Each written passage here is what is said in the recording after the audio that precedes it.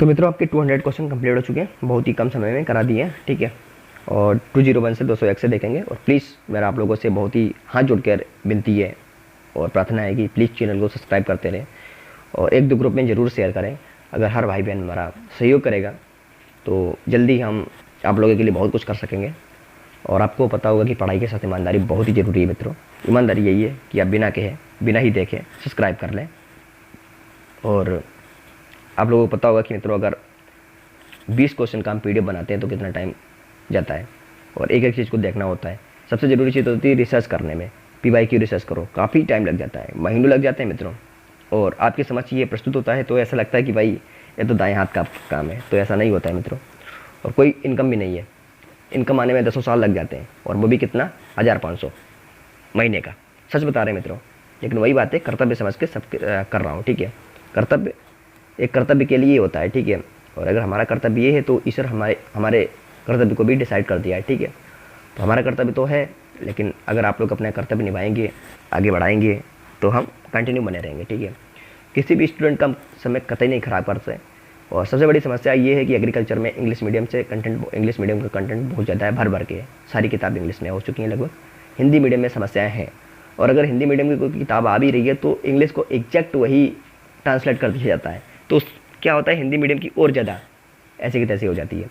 लेकिन मित्रों एग्री ज्ञानपीठ पक्का हिंदी मीडियम पे ही, देखो हम इंग्लिश मीडियम का भी शुरू करेंगे, लेकिन हाँ हम हमेशा हिंदी मीडियम के लिए ही लाऊंगा, ठीक है। प्रायोरिटी हमेशा हिंदी मीडियम को ही दूंगा, ठीक है। तो हिंदी मीडियम बहुत ज़्यादा भटकाव है, आप लोगों ने देखा होगा, जो भी है समस्या का सामना कर रहे होंगे, ठीक है। और इंग्लिश मीडियम का व्यक्ति एक बार हिंदी को देख भी सकता है और समझ भी सकता है और क्वेश्चन लगा के भी आ सकता है, क्योंकि वो भारतीय है, ठीक है। और दूसरी बात है, इंग्लिश मीडियम का जो इंग्लिश मीडियम का व्यक्ति है वो हिंदी मीडियम की चीज़ों को समझ सकता है, क्योंकि वो भारतीय है।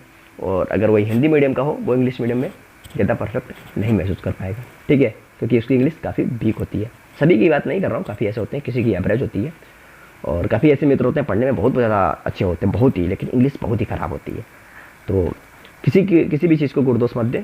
एग्री ज्ञानपीठ आपके साथ है तो हिंदी और ना ही इंग्लिश, ठीक है, सारे बैरियर ख़त्म, ठीक है। एग्जाम में वही करके आना है जितना यहाँ पे आपको। देखो थोड़ा पढ़ना भी ज़रूरी होता है, पहले से आप पढ़े होगे ना, लेकिन मैं आपको बताऊँ आपने हज़ारों किताब पढ़ ली हो मायने नहीं रखेंगी, ठीक है। मैं सीरीज़ का 1000 क्वेश्चन दूंगा हर सब्जेक्ट का, ठीक है, 1000 क्वेश्चन दूंगा। और मेरा यही लक्ष्य है कि 5000 क्वेश्चन आपको करा दूँ। 5000 क्वेश्चन बहुत होता है, अगर ईमानदारी से कर लिया ना तो AGTF फाड़ के आओगे। और जो बेसिक GS का भी है वो भी शुरू कर दूंगा।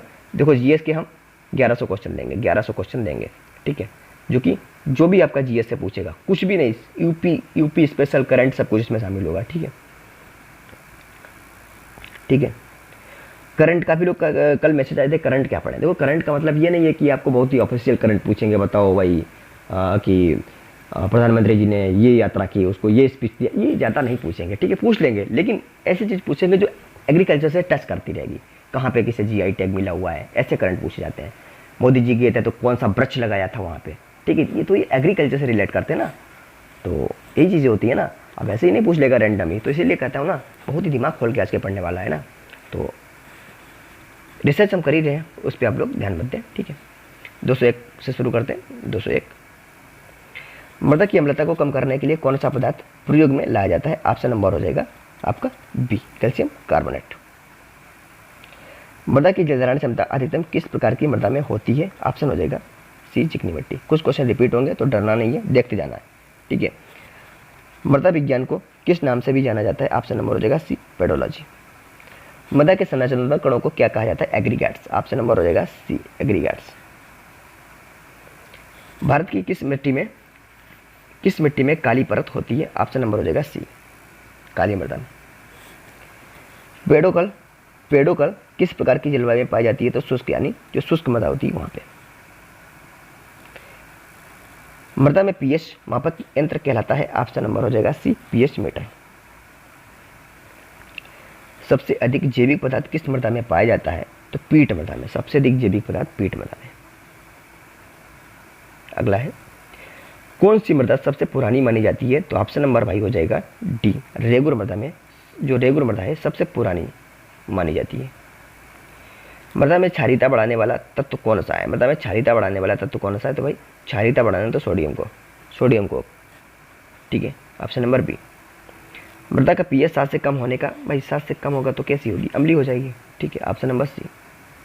अगला, मृदा की जल निकास क्षमता अधिकतम किस मृदा में होती है? तो भाई ये बलुई मृदा में होती है, ऑप्शन नंबर ए, बलुई मृदा में। कौन सा तत्व मृदा में लवणता का मुख्य कारण होता है? तो ऑप्शन नंबर हो जाएगा बी आपका, मृदा में लवणता का मुख्य कारण होता है, ऑप्शन नंबर बी, सोडियम। मृदा की उर्वरता को मापने के लिए कौन सी विधि सबसे उपयुक्त है? तो प्रयोगशाला परीक्षण। सबसे उपजाऊ मृदा कौन सी है भाई? तो जलोढ़ मृदा है, सबसे उपजाऊ मृदा जलोढ़ होती है, ऑप्शन नंबर बी, जलोढ़ होती है। मृदा में CEC का क्या अर्थ होता है? तो CEC का अर्थ होता है, ऑप्शन नंबर बी हो जाएगा, कैटायन एक्सचेंज क्षमता। कभी ये कैप्शन दे देता है, कभी कुछ दे देता है, ठीक है, तो कैटायन एक्सचेंज क्षमता।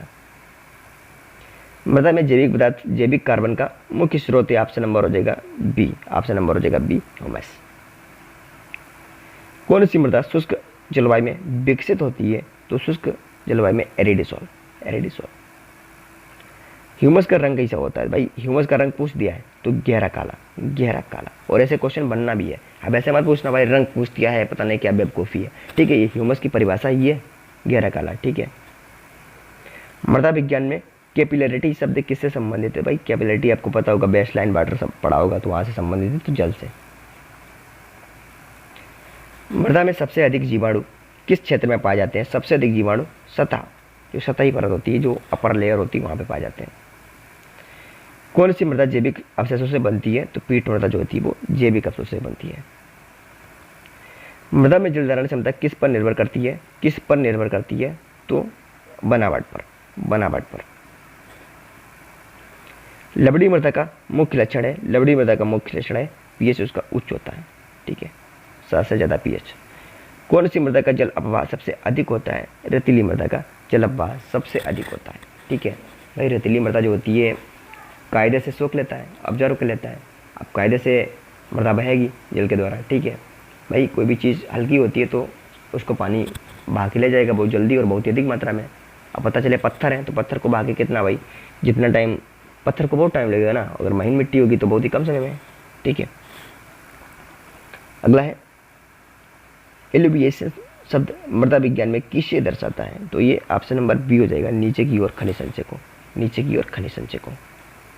दोमट मिट्टी में किसका अनुपात सबसे संतुलित रहता है? तो तीनों का रहता है, किसका भाई? तो रेत, सिल्ट, चिकनी मिट्टी का। मृदा की बनावट को मापने के लिए कौन सा विधि प्रयोग में लाई जाती है? तो ऑप्शन नंबर हो जाएगा सी। तो ये पाइपेट विधि होती है, एक नई विधि है, नहीं क्या है तो पुरानी विधि, लेकिन आप लोगों के लिए एक नई विधि है, क्योंकि आप लोग परंपरागत क्वेश्चन को पढ़ते आ रहे हैं, ऐसे क्वेश्चन नहीं देखने को मिलते हैं। लेकिन एजीटी है, जैसे जो एग्जामिनर होते हैं ऐसे प्रश्नों को ही केंद्रित करते हैं, ठीक है। कौन सा सूक्ष्म जीव मृदा को वायवीय रूप से अधिक उर्वर बनाता है? वायवीय रूप से पूछे तो rhizobium, option number A, rhizobium. मृदा का प्रमुख अकार्बनिक घटक कौन सा होता है? ऑप्शन नंबर हो जाएगा सी, खनिज। मृदा का कौन सा भाग जल को सबसे अधिक रोक कर रखता है? ऑप्शन नंबर हो जाएगा सी, क्ले यानी चिकनी मिट्टी।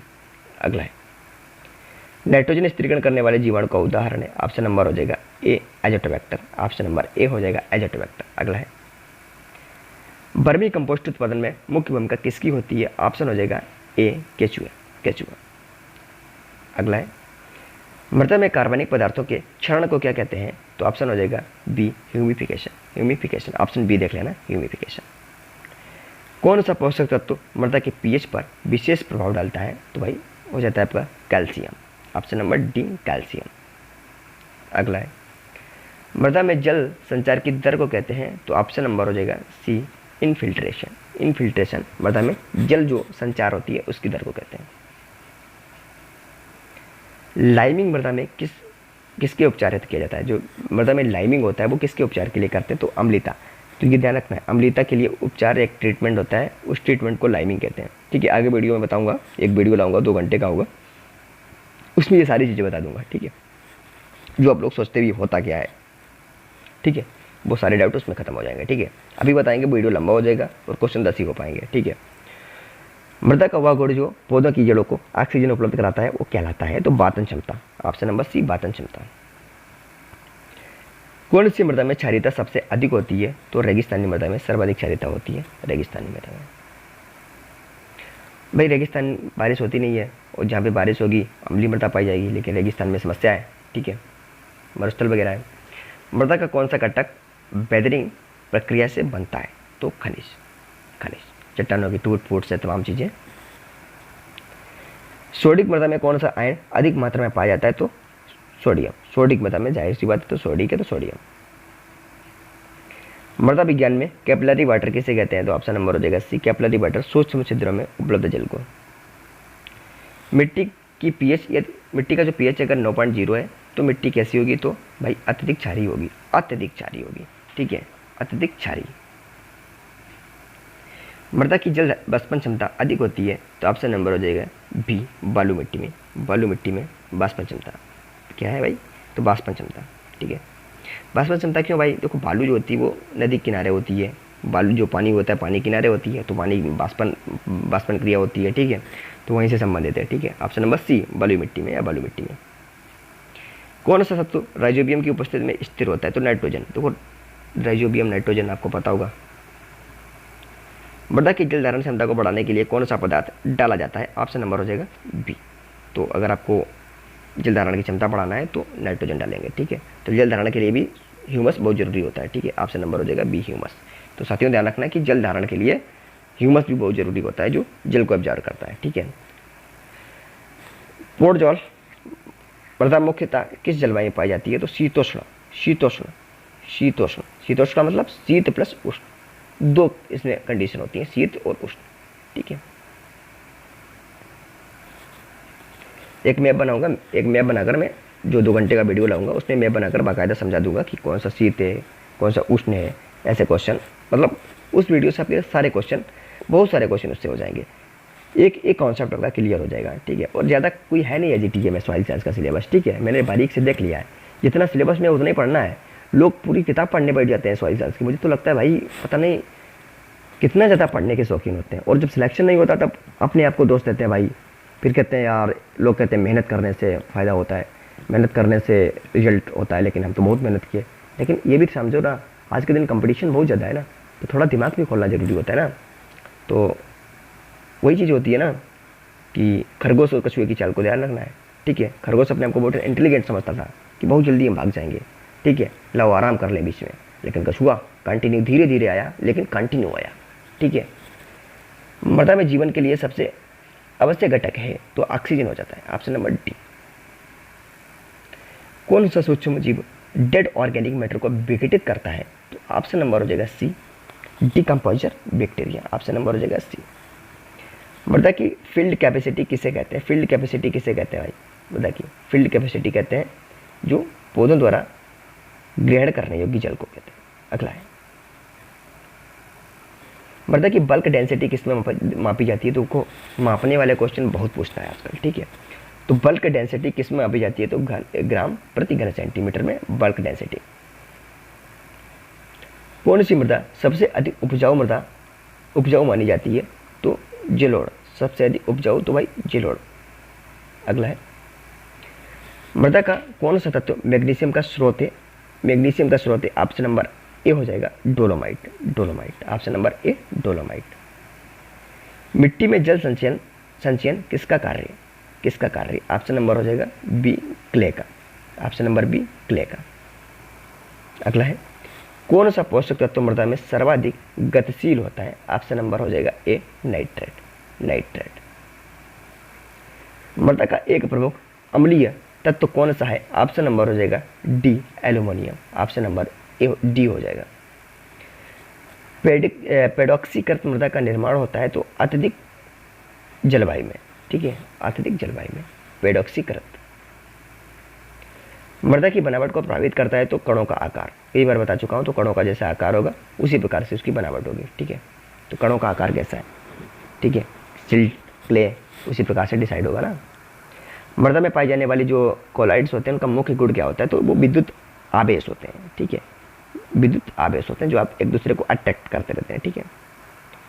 CN अनुपात का सही मान क्या है? कार्बन नाइट्रोजन का सही मान होता है साथियों 1:25, ऑप्शन नंबर डी, 1:25।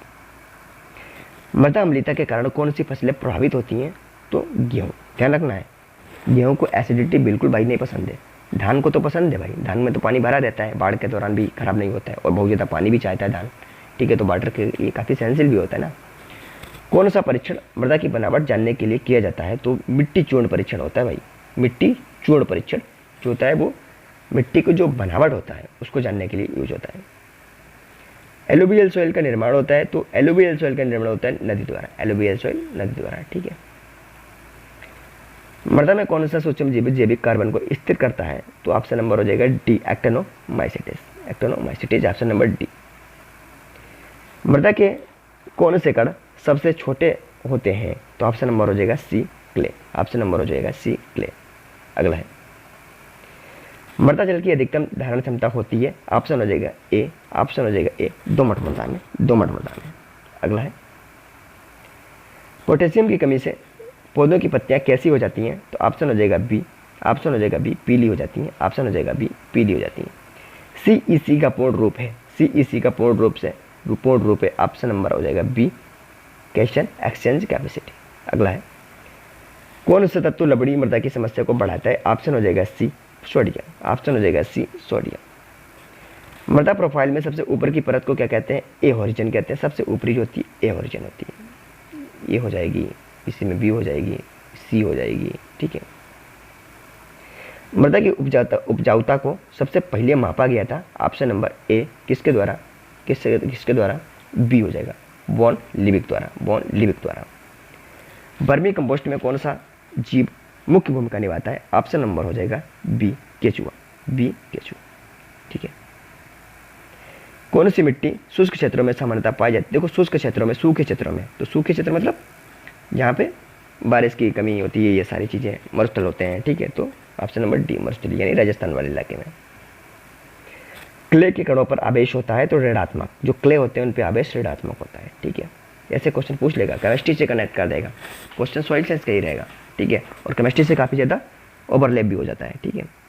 तो एक दूसरे सब्जेक्ट को जो ओवरलैप करता है जो क्वेश्चन एग्जामिनर, उसमें पूछने का बहुत ही आदी रहता है, अपने आप को बहुत ही अच्छा दिखाने के लिए, ठीक है। तो काफ़ी ऐसे खतरनाक क्वेश्चन आजकल बनाने लगते हैं, ठीक है। तो कैसे भी बनाओ, एग्री ज्ञान बिट पे अगर कोई जुड़ा है तो फिर उसे काफ़ी ज़्यादा अच्छे तरीके से समझ आएगा और वो एग्जाम को केवल पेपर ही नहीं देगा बल्कि भारत माता का झंडा भी गाड़ के आएगा, ठीक है। एजीटीए में सिलेक्शन लेके आएगा, ठीक है।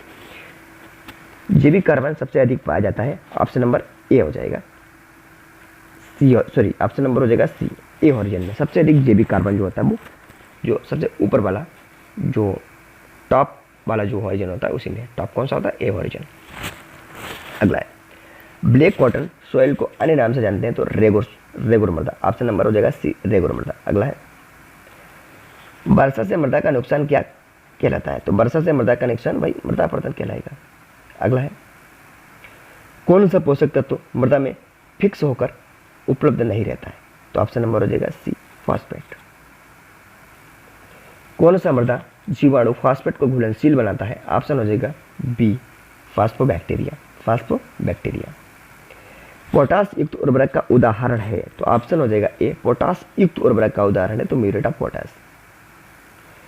कौन सा पोषक तत्व पौधों में कोशिकीय विभाजन के लिए आवश्यक है? तो जिंक, कोशिकीय विभाजन के लिए जिंक आवश्यक होता है। मृदा जल का कौन सा रूप पौधों के लिए सबसे अधिक उपलब्ध होता है? तो कैपिलरी वाटर, कैपिलरी वाटर।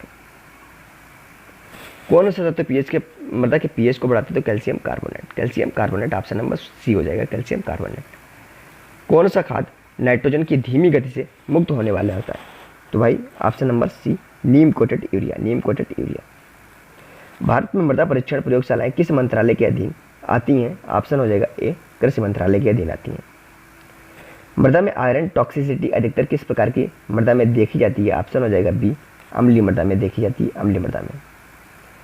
कौन सा मृदा सूचकांक फसल उपयुक्तता के मूल्यांकन के लिए प्रयुक्त होता है? ऑप्शन हो जाएगा आपका सी, एलसीसी, फुल फॉर्म में लैंड कैपेबिलिटी क्लासिफिकेशन।